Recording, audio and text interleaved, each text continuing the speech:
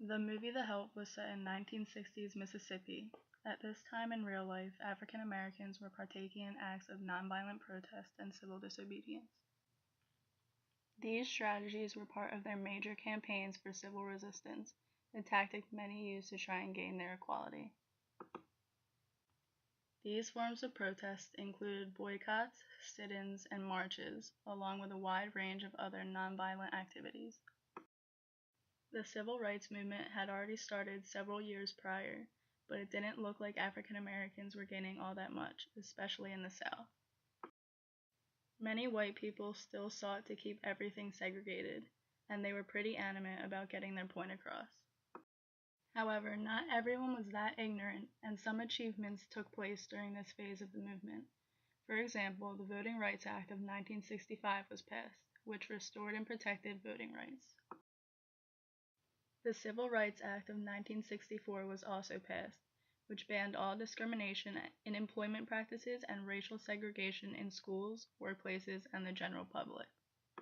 Although the civil rights movement was far from over, the events during the 1960s helped push the movement along in the direction towards equality.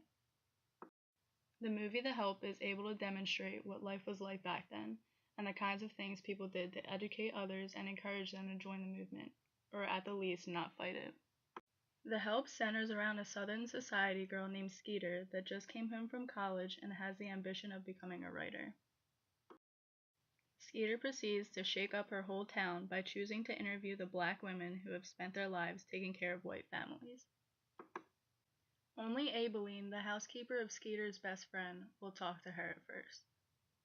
But, as the pair continue the collaboration, more women decide to come forward, and it turns out that they have a lot to say. It starts with Skeeter becoming increasingly uncomfortable with the attitude of her white socialite friends towards their help, and after spending some time with Abeline, she decides to write about the experiences of the housekeepers. The maids were reluctant to cooperate, fearing retribution from their employers, but Abeline eventually agrees.